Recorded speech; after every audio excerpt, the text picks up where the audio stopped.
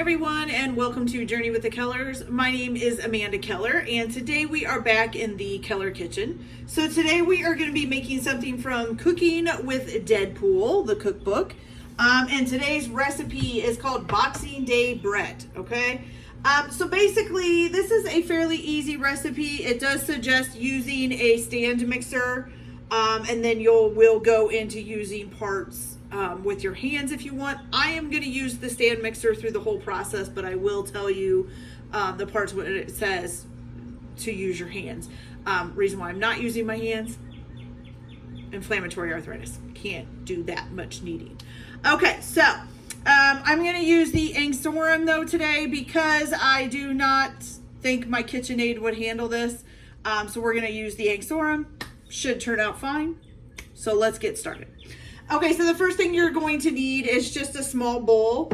And what you're going to do is you're going to put 1/4 cup of water in here. I did use warm water because usually when you're doing yeast, that's what you want to do. I'm going to put my yeast in last here. But we need 1/4 teaspoon of sugar. A little tiny bit there. And then you're going to need either a packet of active dry yeast or 2 1/4 teaspoon of active dry yeast. So here is 1 teaspoon. Here is 2 teaspoons.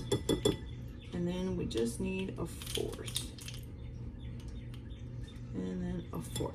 Good. Okay. So you are going to go ahead and stir this in there until the sugar and the yeast are dissolved. Make sure you scrape down the edges of the bowl because the yeast will stick to that. I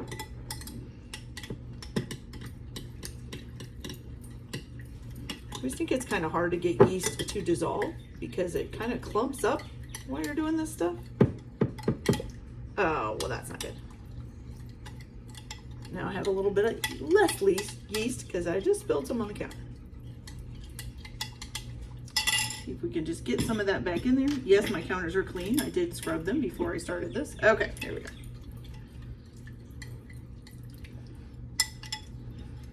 Like I said, as you can see all the yeast kind of sitting up here. You need to get that down in there and try to get it dissolved too, which was what I was trying to do when I spilled the thing. I was trying to get some of the liquid up there. Have to go a little bit slower when I'm tipping it here. Tipping your bowl a little bit with the liquid there might help get some of that down.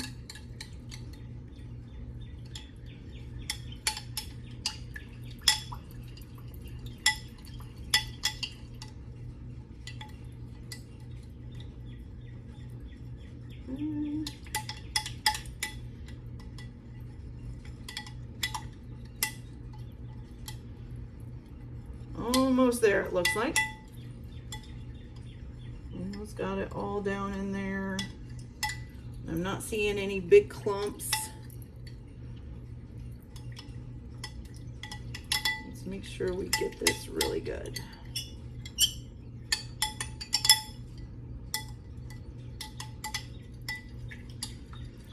All right, there we go. So there's a little bit on the spoon itself.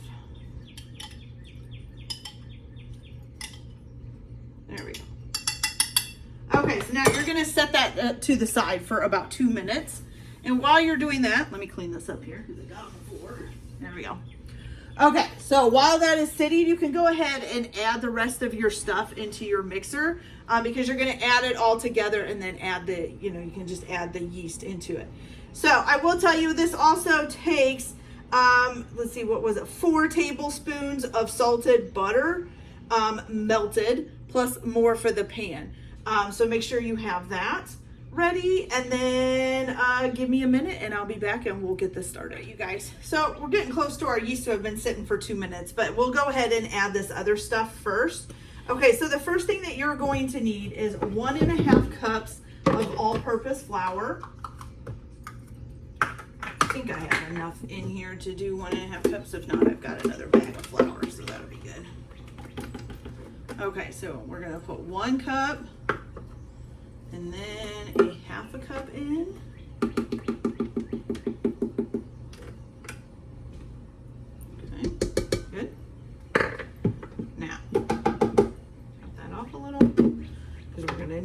other stuff here. Then you're going to need 1 cup of whole wheat flour. All my different flour containers. Okay, 1 cup of whole wheat. And then also a 1/2 cup of buckwheat flour. Which buckwheat flour is not usually something I see in the stores around here, so I did have to order that online. I'm sure some people, if they can find it pretty quickly. I just don't have a whole lot of time to shop around looking for stuff. So a lot of times stuff like that, I'll just order it if they don't carry it basically at my local Walmart. I just don't have time to run around to all the stores. Okay, so we got a 1/2 cup of buckwheat flour in there. Then you're going to need, I'm saying buckwheat. Buckwheat. All right, then you're gonna need a 1/2 cup of milk. Doesn't specify what percentage. So it doesn't specify skim, low fat, whole milk, 2%. Just says 1/2 cup of milk. So let's put that in there. And then you need a 1/2 cup of hot water. I'll rinse my milk out while I'm waiting for this to get hot here real quick. There we go. Luckily, it don't take long usually for my water to get hot. That's good. Okay. 1/2 cup of hot water. Then your 4 tablespoons of salted butter melted. I'm gonna put that in there. Then you need 1/4 of a cup of maple syrup.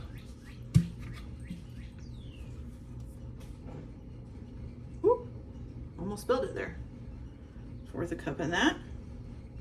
And then go ahead and add your yeast mixture, which should have been sitting for about 2 minutes. And you can see it's kind of starting to get a little bit foamy, which is good. So let's make sure we add that in there. We're gonna kind of scrape down the bowl.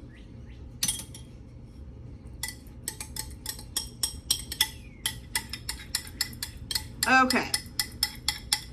So now if you're using a regular stand mixer, you're just going to mix this on low, or if you're using an Inkster too, either way, you're going to mix this on low until it starts to pull away from the sides of the bowl. If you're not using a stand mixer, you can do this by hand, and you're going to basically do the same thing. Do it until it starts to pull away from the sides of the bowl. So I'm going to go ahead and get this Inkster going here, give you guys a quick peek of what it's doing. So here it is, tossing that all together, getting it all nice and mixed up. And we can make sure we get all this in here by moving this. All right, so I'm gonna go ahead and let that rotate until it starts pulling away from the bowl. And then what you're gonna do once you get it to start pulling it away from the bowl, you're gonna go ahead and, cover the dough and let it rest in the bowl for 20 minutes before we start beating it. So once this is done, I'm gonna go ahead and put my handy dandy cover on the bowl, and then I'll be back after it's sat there for about 20 minutes. So we'll be back in a little bit. All right, you guys, so I kneaded it until it was pulling away from the bowl, and I put my little lid on it and let it sit. So now, this part here, the next part what you would do is usually transfer the dough to a lightly oiled surface, and then oil your hands and knead it for 6 to 8 minutes until the dough is elastic. But like I said before, I'm gonna actually knead it in here because I can't do kneading anymore with that much. I mean, I can, but if I do, my hands will be killing me the next day. So we are gonna put this back together. So I can go to, it doesn't give you, well, I guess it wouldn't give you a speed. I'm just gonna leave it on low. And this has a timer. I'm gonna set it for about 8 minutes, and I'll come back and check on it. Now, if you are going to do it by hand, then you're going to keep basically kneading it for 6 to 8 minutes until it is elastic. Then you'll place the dough in a lightly oiled bowl, cover again, and let rise for 1 to 2 hours. It'll depend on your room's temperature. It says the dough is ready when it is puffy and yields easily when pressed, but not necessarily doubled in size. So it doesn't have to necessarily double in size. It just has to be puffy and yields easily when pressed down, okay?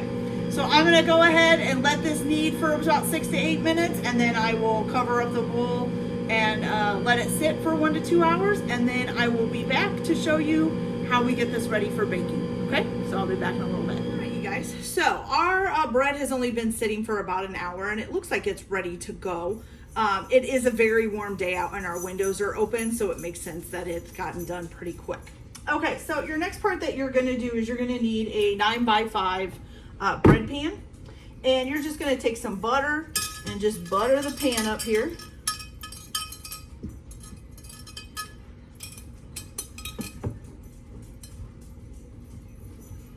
Make sure we get it all around.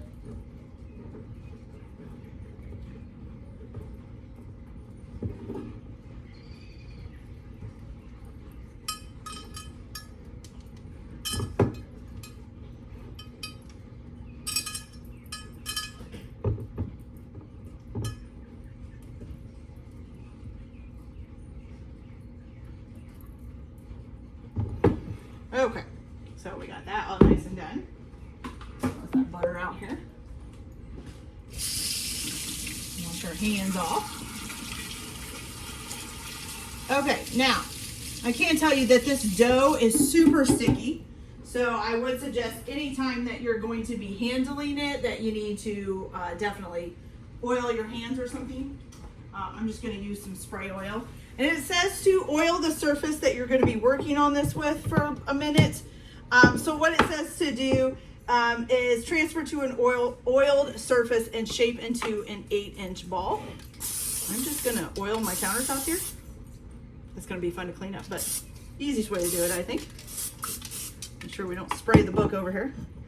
All right, and I'm going to oil my hands. Like I said, this is very sticky.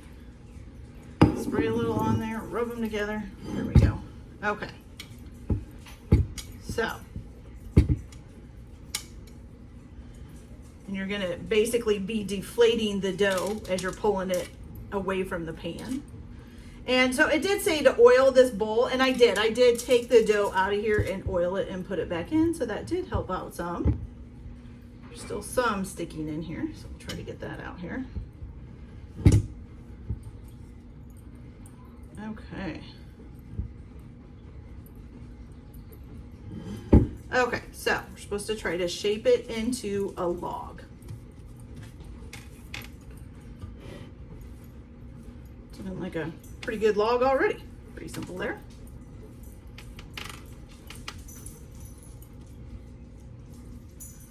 And it says about an 8-inch log. That's probably a little bit longer than 8 inches because my pan is supposed to be 9, and it's a little bit longer than that. So we'll get it as good as we can. Okay, and then you're just going to plop this in to the pan, okay? Go. Try to make sure it's kind of even here. There we go, that's good. Okay, and so what you're gonna do now is you're gonna cover it loosely. I'm just gonna use a towel, clean towel. You're gonna cover it loosely. You're gonna let it rise again for about another hour or until the center is risen just a small bit over the rim. So it says the center of the dough has risen about 1 inch over the edge of the pan. So I'm gonna go ahead and let this rise for an hour. And then if you want, you can go ahead and preheat your oven to 350 degrees when it's looking about the time that you're gonna be able to put the bread in the oven, okay? So I will be back as soon as this is risen up and we will get it in the oven and see how long we're gonna cook it. And it says don't overproof it, so make sure you don't let it sit too long. We'll be back. All right, you guys, so it's been just about an hour and this has risen pretty good, as you can see. Looks pretty good there. I don't know if it's quite 1 inch. It's probably pretty close to 1 inch over the sides of the pan here. Okay, so now the next step is pretty easy. You're gonna put this in the oven at 350 degrees. You're gonna bake it to an internal temperature of about 200 degrees Fahrenheit, and it says it'll take about 30 to 40 minutes to reach that part. Then you're gonna let it rest in the pan for 5 minutes, and then remove to a cooling rack. Once it's cooled, it's ready to eat. You could probably eat it warm too. I don't know. All right, so I'm gonna go ahead and pop this in the oven and get it cooking, and then I'll be back to show you guys how it turned out. Be back in a little bit. Okay, you guys, so this is our Boxing Day bread by Deadpool. Smells fantastic. Now, in case you didn't know, Boxing Day is actually a Canadian holiday. It is basically the day after Christmas. It was meant for a day for basically like the hired help to celebrate. And so this is a bread that they would make on that day for Boxing Day. So that's pretty cool. It looks delicious. It's nice and brown. I love how it came out. It's almost perfect, you guys. Okay, so I don't want to cut into this yet because it's not quite cooled. So I think what I'm going to do is just tear off a tiny piece and kind of try it. You could, of course, serve this with anything you would usually serve bread with. So let's just give it a try here.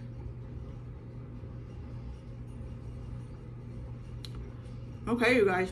So it is nice and moist on the inside. Very good. A little bit crunchy on the outside. Just kind of toasted like it should be. I mean, it tastes kind of like a bread. It's kind of like not quite whole wheat, not quite rye. Kind of in between there maybe. But it's actually pretty good. I actually like it. All right, guys, so that's it for this video today. I hope you liked it. Like and subscribe if you like, or don't if you don't, however you feel. Everybody enjoy your day. Enjoy your cooking. Keep your kitchen messy, and we'll see you later. Bye.